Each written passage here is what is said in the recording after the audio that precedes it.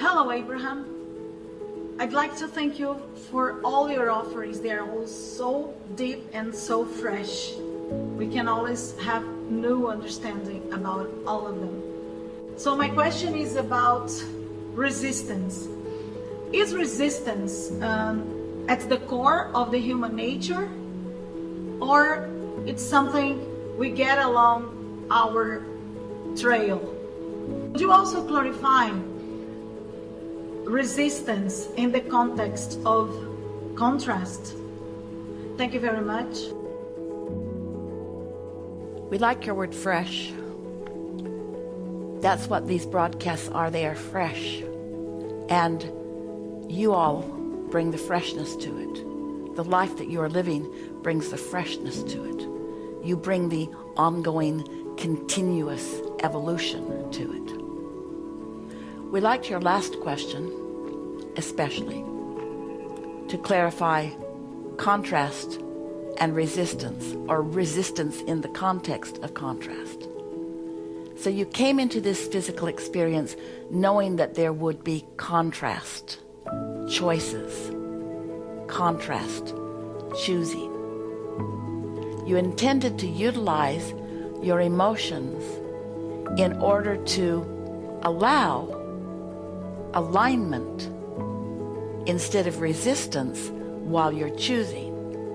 So resistance is exploring the contrast, acknowledging the unwanted, and then trying to deal with that.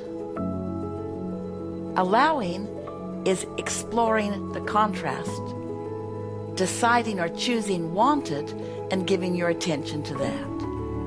Resistance is the pushing against unwanted, and you picked every bit of that up on your physical trail.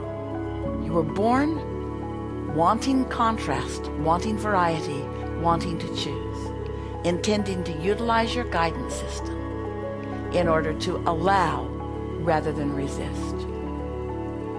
In fairness, you knew that you would have to have the experience in order to choose, but you trusted that your emotions would guide you. You trusted that you wouldn't be willing to put up with negative emotion, negative feeling for long. You expected that your selfish nature, your propensity to promote self, your understanding that you only have perspective of self would sustain you, and indeed it is. What causes so many humans to step into the realm or attitude of resistance while they are exploring contrast? It's your exposure to the critical nature of others and their seeming need to control your behavior in order to affect the way they feel. Now you're asking, we can hear you. Well, who started that? In other words, how did we get there?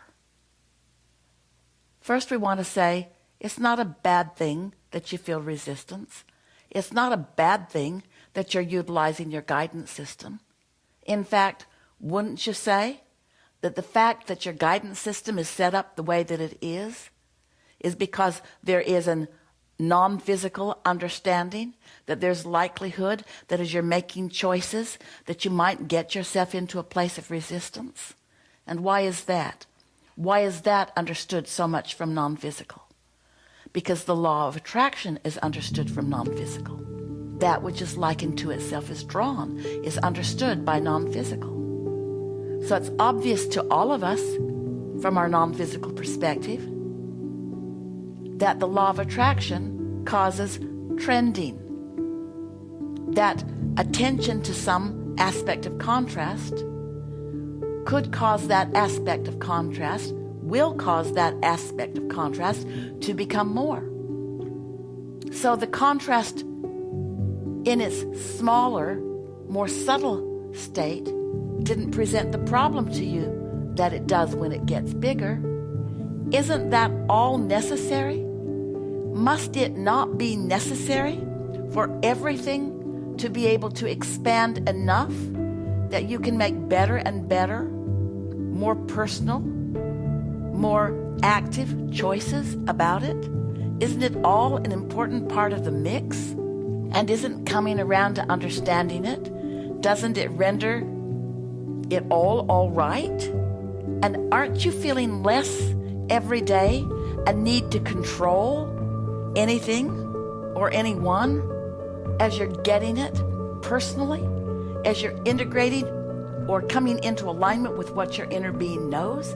Don't you just adore being more of a step fiver than a step oneer? In other words, step one is contrast, which causes you to ask. Step one is ask, but contrast calls it. Step two is the answer of the asking. It's automatic. The law of attraction causes that, and your inner being's focus is about that. Source answers. Step three is you feel the emotion and you deliberately release any hindrance to the allowing. Step three is allowing. Step four is you've practiced it, you've focus wheeled it, you've segment intended it, you've positive aspected it, you have, someone was asking the question about that earlier.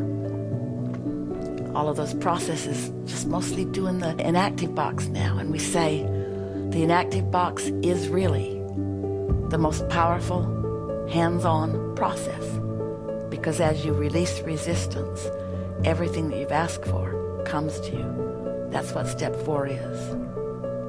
And then step five is adoring all of the variety, all of the contrast, because you know what to do and can do it easily.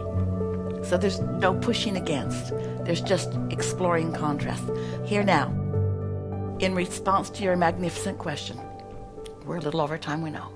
But we must say this to you now while it is active in your vibration and now in all of our vibrations because of you. Step five is the having what could potentially be a resistant moment. But it isn't a resistant moment because you're acknowledging the differences, but you're not pushing against it.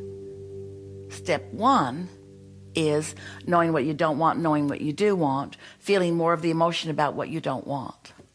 Really good distinction.